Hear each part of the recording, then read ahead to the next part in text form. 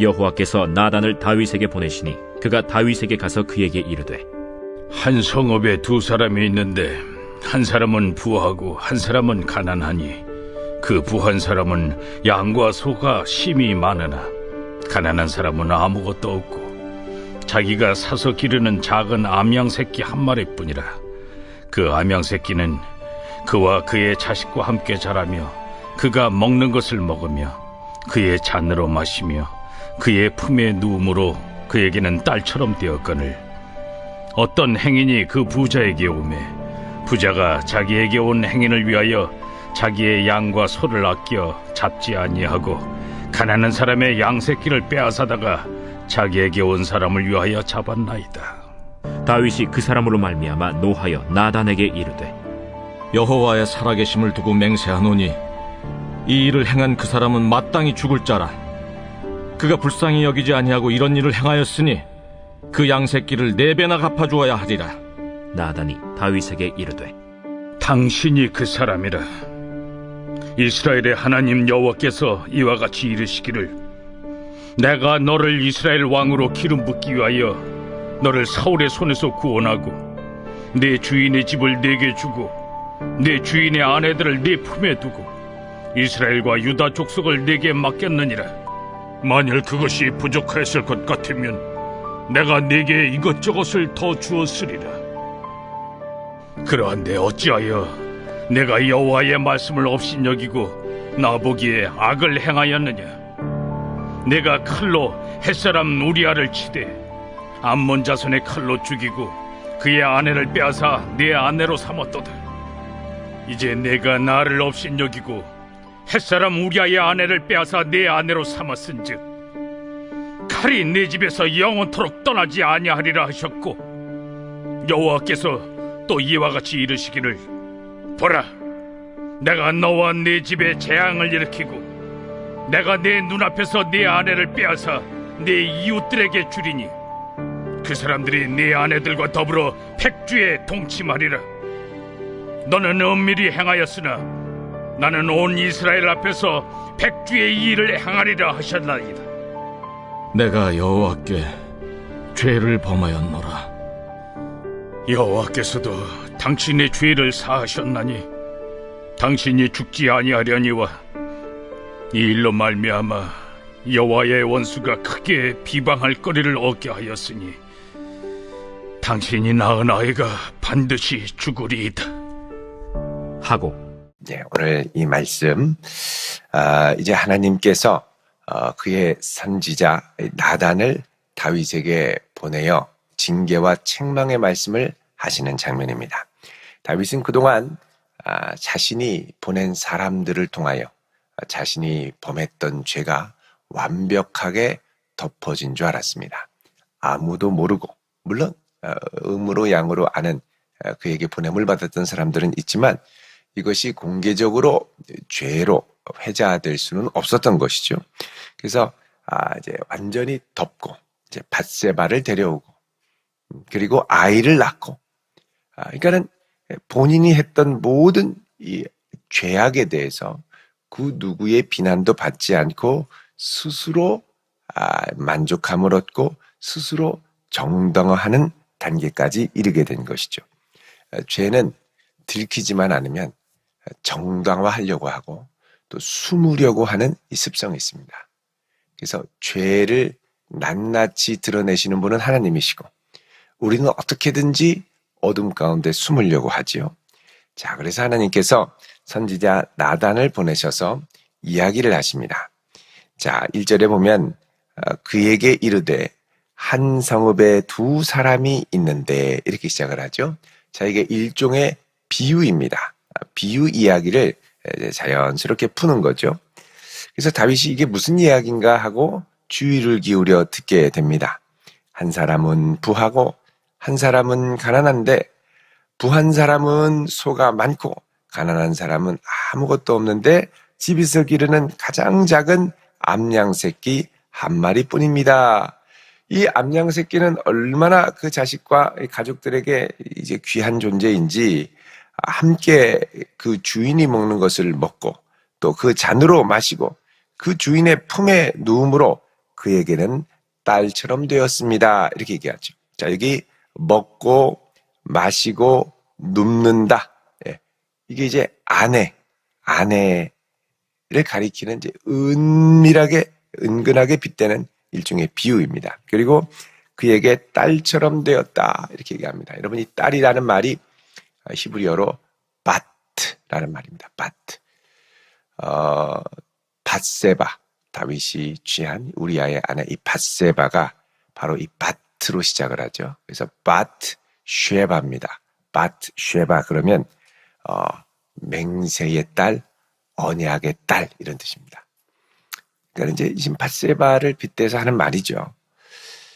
자, 어떤 행인이 그 부자에게 오매 부자가 자기에게 온 행인을 위하여 자기 양과 소를 잡지 않고 가난한 사람의 양 새끼를 빼앗아다가 자기에게 온 사람을 위하여 잡았습니다. 그렇게 얘기하죠. 그러니까 부자가 자기는 가축들이 많은데 자기 건 하나도 안 잡고 그 다음에 가난한 이웃에 하나 있는 그 재산을 빼앗았다는 겁니다.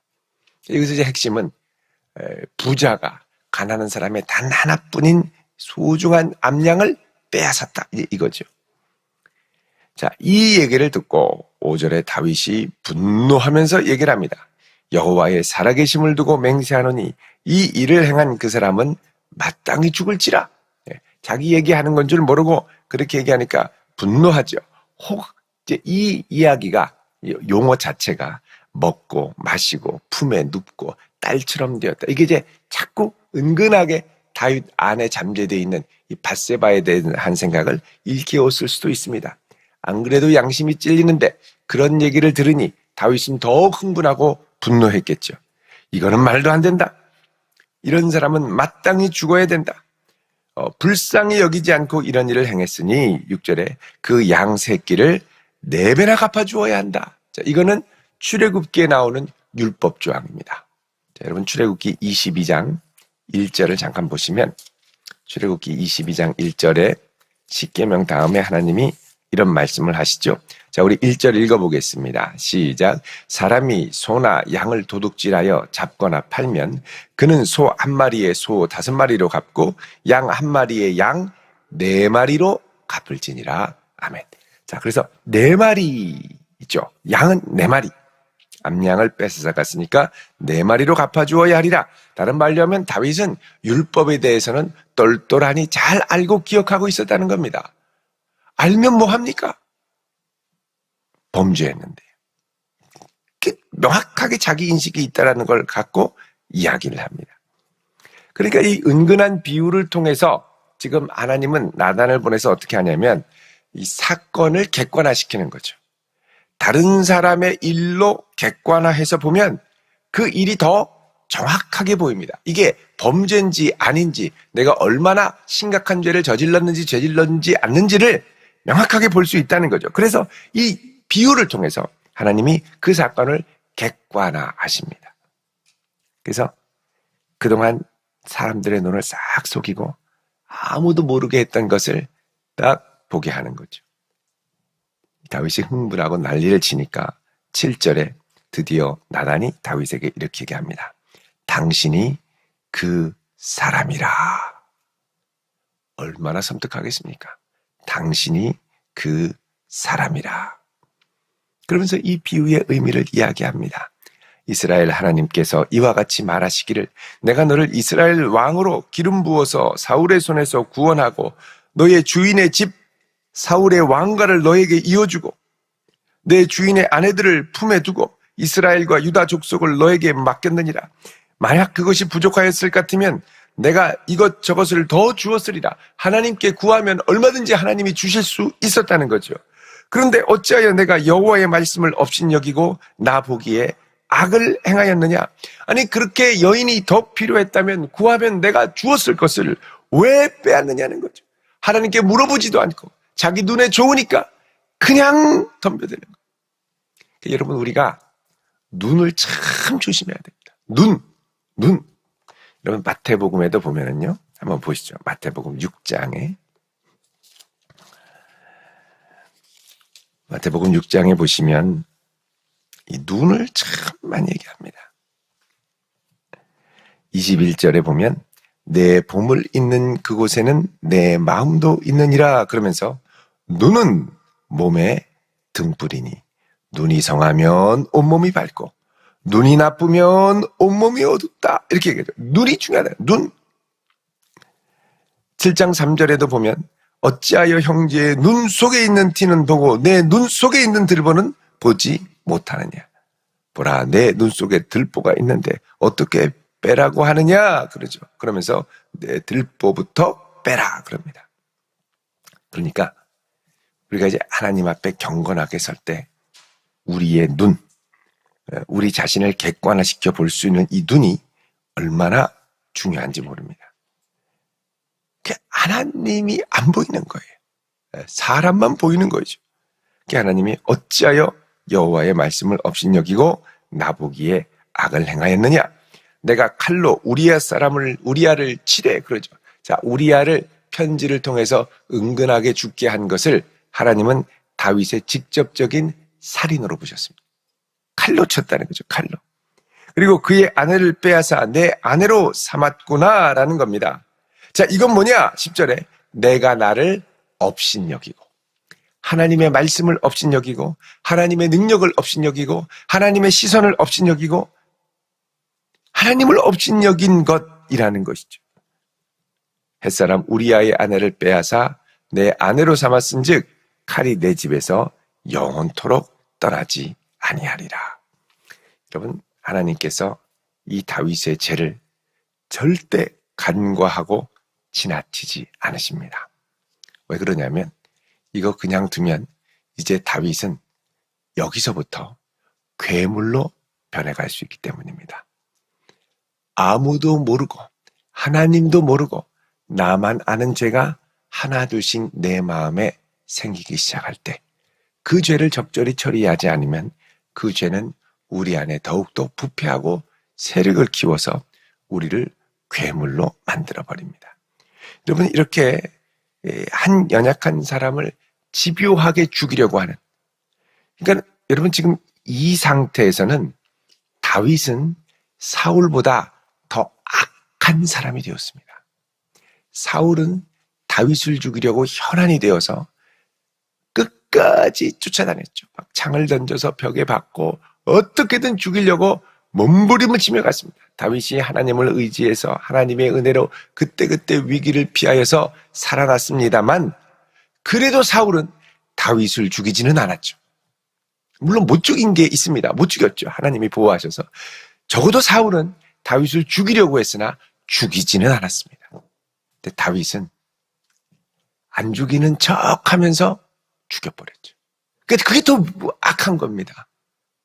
그러니까 다윗은 자신도 모르게 사울, 내가 그렇게 피하고 싶고 그렇게 싫어하고 그렇게 마음이 어려웠던 그 사울을 피해 다니면서 어떻게 보면 광야에서 10년 이상의 세월을 보냈는데 그렇게 도망가고 닮기 싫고 회피하고 싶었던 그 사울보다 어느덧 자기도 모르게 더 악한 자로, 내가 정말 닮기 싫은 그 사울의 모습을 그대로 닮아 있는, 그러나 겉으로는 안 그런 척, 겉으로 보면은 광기를 부리지 않습니다.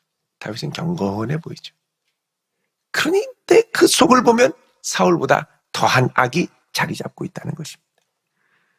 하나님은 이런 다윗을 그냥 두고 지나치실 수가 없었습니다. 결국 다윗 안에 괴물 같은 사울의 모습이 자기도 모르는 사이에 들어있었던 것이죠. 우리가 정말 싫어하고 정말 피하고 싶고 정말 괴로운 할 때 그 사람을 나도 모르게 닮기 쉽습니다. 보통 그러지 않습니까? 아주 힘들게 하는 시어머니 10년, 20년 고생해서 나중에 허유 좀 살겠다 했는데 이제 자신에게도 며느리가 들어왔어요. 나는 안 그래야지 하는데 나중에 보면 그 시어머니처럼 안 그러는 척하면서 은근히 더 심한 그런 시어머니들이 있다는 거죠. 그러니까 나도 모르게 닮은 겁니다. 나도 모르게 닮은 거예요. 그러니까 악이 참 이게 자꾸 접하고 보다 보면 나는 안 닮고 싶은데 나도 모르게 거기에 익숙하고 닮아지게 되는 일들이 일어나더라는 겁니다. 하나님께서는 이거 그냥 두었다가는 다윗 평생에 망가지겠구나. 이미 다윗 안에 있는 이 죄의 덩어리를 하나님은 보셨습니다. 그래서 하나님께서 그를 지적하시고 그 다음에 뭐라고 그러냐면 이제부터는 10절 후반부에 칼이 내 집에서 영원토록 떠나지 아니하리라. 이제부터 너의 집에는 환난이 있을 것이다. 그동안 환난 없이 잘 순탄하게 지내왔던 것 하나님의 은혜였습니다. 그런데 내가 이렇게 범죄하고 났더니 하나님께서는 칼이 떠나지 않을 것이라는 거예요. 왜냐하면 이걸 통해 다윗이 죄의 아픔과 무게를 경험하고 뼈저리게 느끼고 평생 실족하지 않으려면 이제는 이 환난이 다윗의 집을 덮쳐 다윗으로 하여금 자신의 죄의 결과가 어떠한지를 깨닫게 하는 것이 필요하다는 것이죠. 11절에 여호와께서 이같이 이르시기를 보라 내가 너의 집에 재앙을 일으키고 그 다음 내가 너의 눈앞에서 내 아내를 빼앗아 내 이웃들에게 줄 것이다. 그 사람들이 내 아내와 더불어 백주에 동침하리라. 너는 은밀하게 행했지만 나는 온 이스라엘 앞에서 백주의 이 일을 행하리라. 여러분 이 일이 다윗의 아들 압살롬의 반역으로 일어나게 되죠. 아주 충격적인 겁니다. 내가 그렇게 사랑했던 아들 압살롬의 반란으로 아버지의 이 후궁들을 백주에 범하게 되죠. 그리고 이 일을 시킨 사람이 누군지 아십니까? 압살롬에게 이거 요렇게 해서 다윗의 이 후궁들을 그렇게 하면 당신이 왕의 응으로서 이 왕궁을 접수했다라는 걸 온 천하에 알리는 겁니다. 요거를 이 어드바이스 해줬던 모사가 바로 아히도벨입니다. 아히도벨. 여러분 아히도벨의 손녀가 누구라고 그랬습니까? 밧세바라고 그랬죠.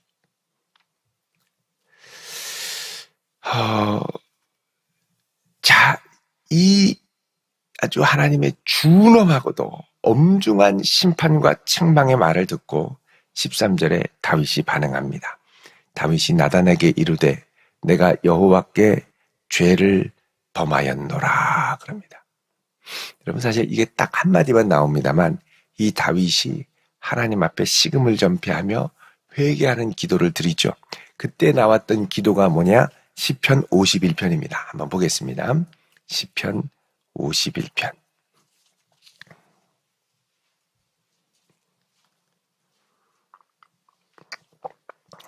838쪽. 여기 보시면 51편의 표제에 뭐라고 되어 있냐면 다윗의 시, 인도자를 따라 부르는 노래. 그 다음에 다윗이 밧세바와 동침한 후 선지자 나단이 그에게 왔을 때 그러죠. 이 말을 듣고 책망을 듣고 회개합니다. 1절에 하나님이여 주의 인자를 따라 내게 은혜를 베푸시고 주의 많은 긍휼을 따라 내 죄악을 지워주소서. 나의 죄악을 맑게 씻으시고 나의 죄를 깨끗이 제하소서.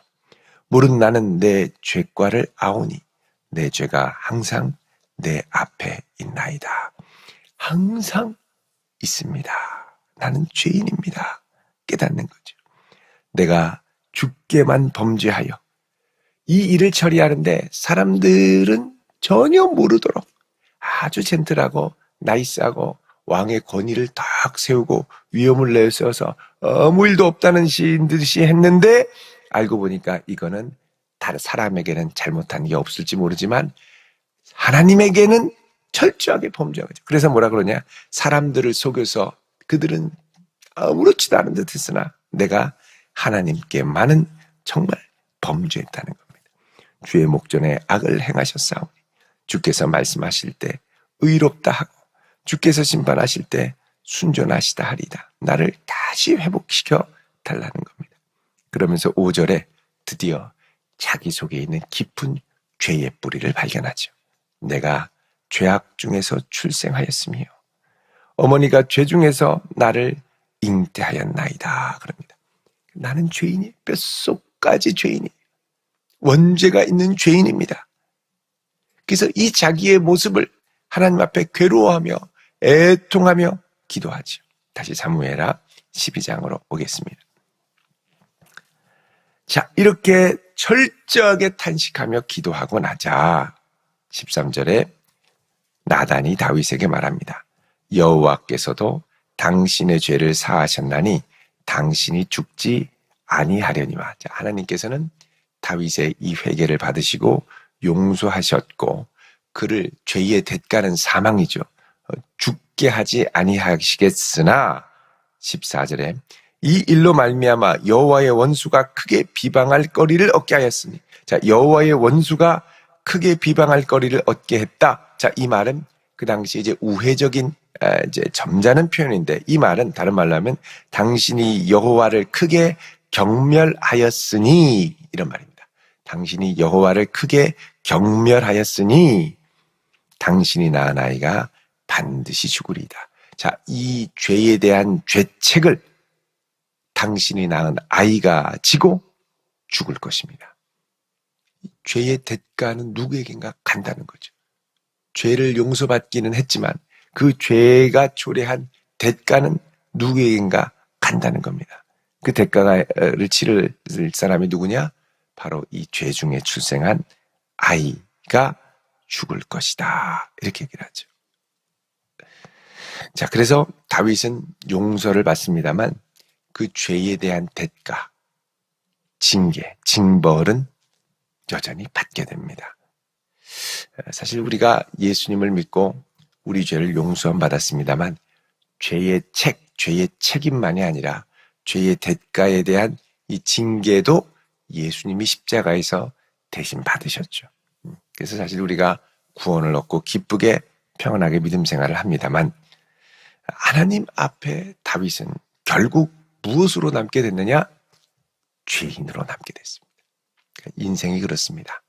정말 내가 잘하는 것 같고 잘난 것 같고 잘 나가는 것 같고 하나님 앞에 잘하는 것 같지만 여전히 우리 안에는 끊임없이 잠재된 숨어있는 괴물이 있고 이 괴물이 잠깐 자극을 받고 눈에 안목의 정욕에 휩싸이고 그럼 순식간에 이 안에 있던 것들이 꿈틀대며 내 인생을 정말 불을 태우는 집을 태우는 불길과 같이 정념의 불이 우리의 인생을 완전히 불태우게 되는 걸 볼 수가 있습니다.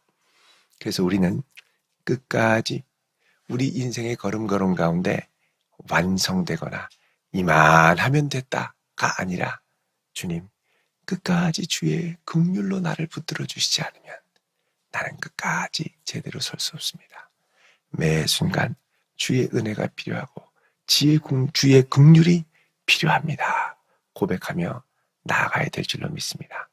우리가 조금 잘 되는 것 같고 조금 편안해지는 것 같고 조금 괜찮은 것 같으면 어느 순간 내 안에 있는 괴물이 꿈틀대게 되죠. 이 괴물의 꿈틀댐을 인지할수록 빨리 와서 엎드리고 주의 긍휼을 구해야 됩니다. 우리 안에 사울이 있습니다. 우리 안에 내가 정말 싫어하고 닮기 싫어했던 그 사람의 형상이 심겨져 있습니다. 그래서 우리는 끝까지 날마다 그리스도를 바라보고 그리스도를 붙들고 가지 않으면 어느 순간 꽈당 넘어질 수 있죠. 이 믿음의 싸움은 끝까지 긴장의 끈을 놓지 않고 주를 바라보는 싸움입니다. 이 귀한 싸움에 우리 모두가 부름을 받았으니 끝까지 주여 나를 긍휼히 여겨주시고 실족지 않도록 특별히 평안할 때 그럴 때일수록게요 주를 바라보게 하옵소서.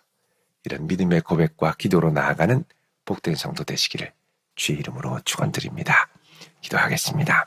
거룩하신 아버지 하나님, 아무도 모를 것 같은 그 순간 하나님께서 나단 선지자를 보내시고 다윗 안에 고상하게 감추어졌던 사울이라는 괴물을 꺼내게 하신 것을 보았습니다. 주여 저희들 끝까지 주 앞에 겸손하게 서게 하시고 주께서 우리를 다시 붙드시고 세우실 그때까지 끝까지 겸손하게 주님 바라보며 나아갈 수 있도록 은혜를 베풀어 주옵소서. 오늘 이 한 날도 주께 맡기오며 예수님의 이름으로 기도드립니다. 아멘.